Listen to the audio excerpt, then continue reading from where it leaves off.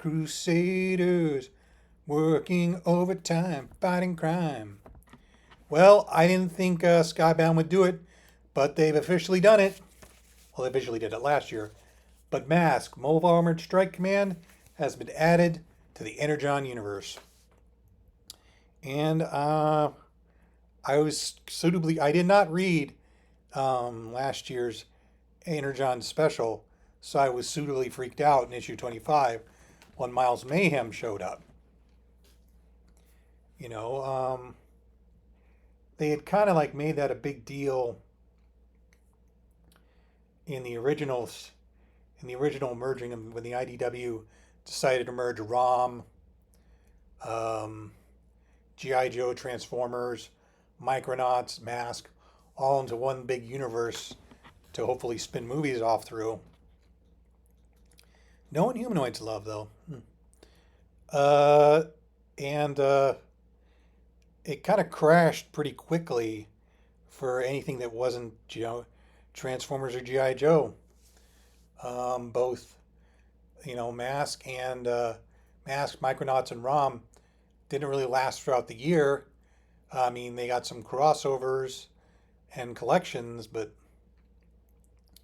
so I was, thinking the Energon Universe is going to be G.I. Joe and Transformers because that's what people want. But no, I guess Robert Kirkman wants M.A.S.K, Mobile Armored Strike Command. Now, M.A.S.K is sort of a riff on G.I. Joe, but their catchphrase is, "Illusion is the ultimate weapon." The villains Venom and M.A.S.K both have their own cars and vehicles and other items that transform into weapons. Basically, weapons hiding in cars. Sort of like, what if your car was a transformer but not a robot? The original, there was a big major change. The Energon Universe, for the IDW books, the Energon Universe is brought over, is that Matt Tracker in the IDW-verse and the Energon-verse is now a black man. I didn't find Matt Tracker particularly likable or interesting in the IDW version, but I didn't have much to complain. That was not really. I just thought Brandon Eates' scripting was kind of dull. It wasn't like he just because kind of. It was part of the story that he was kind of a wimp, learning the ropes. But here he's much more confident, much more in line with the character from the toys in the comics. He's actually pretty smart. Like the originals, he's been framed by Miles Mayhem. And basically, he's independently running M.A.S.K. And the point of the issue is there are two parallel stories. Miles Mayhem getting Vanessa Warfield and Slyrax, classic Venom characters, to join him in a search for a certain item that I think is meant to be familiar to fans of Energon Universe. I think what they're looking for may be the space bridge. And the other is Tracker being questioned by Flag, and Flag discovering Tracker is way, way ahead of him. Way smarter than him.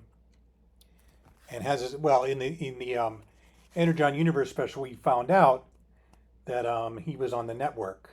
That Matt had his own network of M.A.S.K agents.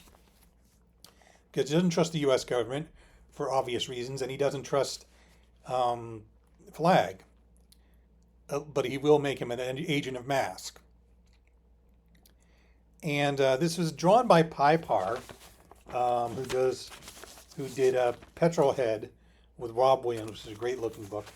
This is also a great looking book.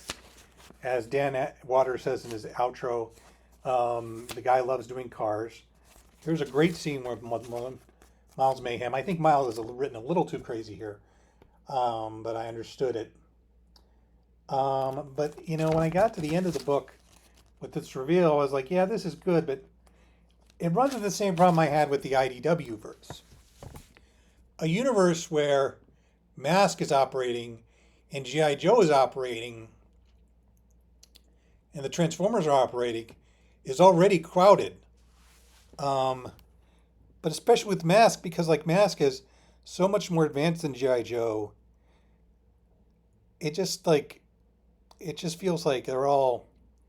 I mean, I read G.I. Joe America, the Larry Hama G.I. Joe, which is still one of the best books on the market, because that's its own thing. This is not its own thing. It's part of a greater universe. And while I like Parr, I like writer Dan Waters' characterizations, I can't really get that excited about it because I'm essentially reading, like G.I. Joe with weirder looking outfits and helmets that fire lasers instead of guns that fire lasers. It just seems overcrowded. I kind of wish M.A.S.K could be its own thing, and I think that's gonna make me question whether I need to read any other issues. Anyway, that was my thoughts on M.A.S.K. I mean, if you're a fan of the property, I think you'll like it. If you're a fan of Dan Waters or Parr, I think you'll like it, but I don't think you'll be like, if you're like me and you just overthink these things, you're not going to have a great time with it. Anyway, talk to you later, and more reviews are coming.